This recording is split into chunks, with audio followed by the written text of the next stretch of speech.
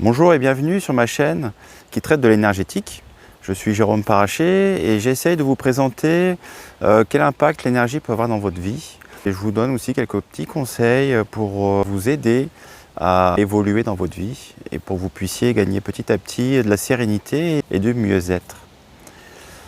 Alors aujourd'hui, j'ai décidé de parler de la zone de confort. Est-ce que son nom est vraiment juste ? Je dirais que ça devient une zone de confort quand on a suffisamment travaillé, quand on a suffisamment évolué. Là, on se retrouve vraiment dans sa zone de confort.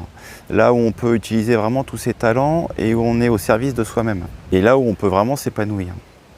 Parce que dans la plupart du temps, la zone de confort, c'est la zone où les personnes ont l'habitude d'être. La zone où on a acquis des schémas liés à notre éducation, à notre culture, peut-être aux religions également, à la classe sociale, à ce que nos parents ou à ce que nos ancêtres ont transmis comme bagage. Donc tout ça constitue un environnement dans lequel on évolue. Et en fait, on essaye de répondre aux besoins de tout le monde et du coup, on se perd soi-même dans cette zone. Notre ego, il cherche toujours à nous maintenir en vie. C'est vraiment son but. Donc toutes les expériences traumatisantes qu'on a pu vivre, peu importe la situation, c'est pas la situation qui est traumatisante, entre guillemets, c'est plutôt comment on va la recevoir, comment on va l'accueillir. Est-ce que nos émotions, elles vont rester figées ou est-ce qu'on va réussir à les évacuer assez rapidement? Et en fait, peu importe la situation, mais dès que les émotions sont bloquées, là, ça va créer un traumatisme. Les émotions vont s'imprimer, la situation va nous marquer. Alors ça peut être conscient ou inconscient, mais en tout cas, ça laisse des traces. Et ces traces, en fait, elles vont faire une frontière. Dès lors où une situation va nous blesser, va nous faire souffrir émotionnellement ou physiquement, notre ego va dire bah là, il ne faut plus y aller parce que c'est trop dangereux. Tu risques ta vie, même si ce n'est pas vrai. Mais en tout cas, c'est ce qui va s'imprimer. Et ça va fixer une limite. Et l'ego va tout faire pour qu'on n'y aille plus. On se retrouve dans une zone qui répond en fait à notre survie. Et notre survie n'est pas forcément en phase avec ce que nous, on souhaite faire. Donc on a mis en place tout plein de mécanismes pour pouvoir survivre dans cette zone-là. Donc on sait très bien répondre aux problématiques. Ça nous crée des émotions, ça nous crée des contrariétés également. Mais on sait les mettre dans une poubelle. On enferme nos émotions parce qu'on ne veut pas les voir. Parce qu'aussi on fait des actions qui ne répondent pas à nos besoins, qui peuvent répondre aux besoins de nos parents, de nos ancêtres, parce qu'ils nous ont éduqués sur un schéma.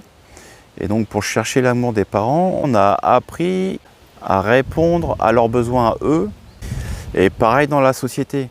Si on veut faire partie d'une classe sociale ou d'un groupe de copains, petit à petit on va apprendre à qu'est-ce qu'il faut que je fasse pour faire partie de ce groupe ou de cette classe sociale. Même si ça ne nous correspond pas tellement. Mais c'est pour répondre à un besoin d'appartenance qui est lié au schéma, à la culture, aux publicités également. Les publicités nous matraquent tous les jours. Ils nous montrent des images, voilà comment il faut être. Les films également, les séries, ils nous montrent comment réagir dans les situations. Et petit à petit, ça nous programme. On engramme toutes ces informations-là et du coup, on copie tous ces schémas-là. Mais on n'est pas nous-mêmes. Mais comme c'est ce qu'on connaît, c'est confortable et on applique ces schémas. Au lieu de parler de zone de confort, je dirais que c'est plutôt une zone d'inconfort. Donc qu'est-ce qu'il faut faire pour apprendre de nouvelles choses, pour agrandir ces frontières ? Je vous propose le principe de l'action positive. Donc en fait, c'est un principe très très simple, au rythme qui vous convient. C'est de dire aujourd'hui, je vais faire une action qui va me permettre de repousser cette zone de confort et qui va me faire plaisir. Donc on choisit cette action, on la fait, ça se passe bien, ça se passe pas trop bien, ça nous crée des émotions. On accueille tout ça. On accueille, le but, c'est vraiment d'accueillir et de laisser passer. Et le soir, on fait un petit bilan. Ou après l'action, on fait un petit bilan, à tête reposée. Une fois que la peur est passée, que la colère, s'il y en a eu, que la frustration, peut-être un sentiment de honte. On laisse passer tout ça, on prend le temps de faire une introspection à froid. Pourquoi pas le temps d'une méditation. Et puis on se dit, bah tiens, voilà, j'ai fait quelque chose de nouveau. Ça n'a pas été simple. Mais j'y ai éprouvé un certain plaisir parce que j'ai répondu à un de mes besoins. Et j'éprouve une satisfaction, malgré tous ces petits chamboulements émotionnels. Donc ça va s'imprimer en nous comme quelque chose de positif.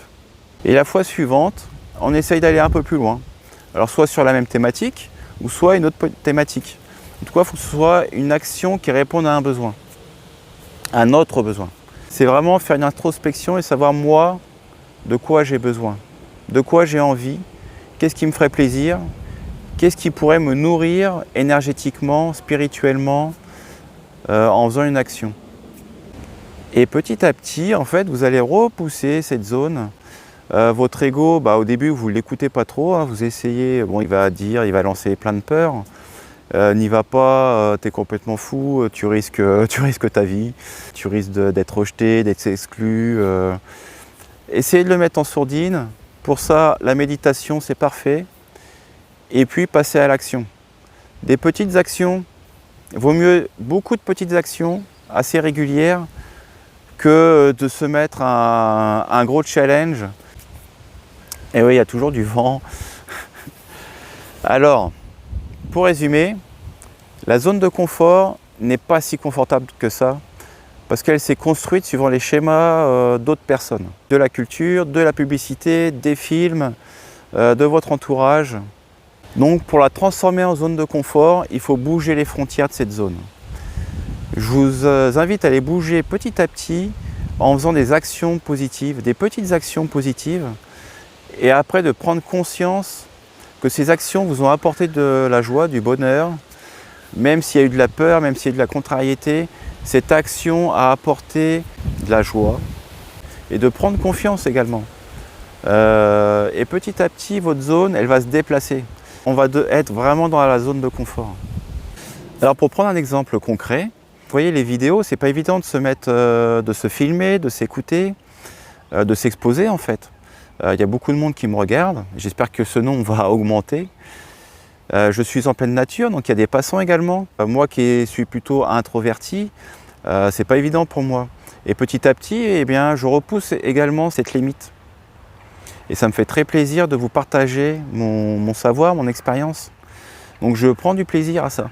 C'est un sujet qui se termine. Et n'hésitez pas à laisser dans les commentaires ce que vous avez fait, ce que ça vous a apporté. Si l'ego vous a envoyé des messages de peur pour ne pas y aller, que vous avez réussi à le mettre de côté par la méditation ou par d'autres techniques. Partagez vos expériences. Ça rassurera la communauté, ça pourra encourager d'autres personnes à le faire. Donc merci de m'avoir regardé jusqu'au bout. Je vous dis à bientôt et portez-vous bien. Ciao, bye bye.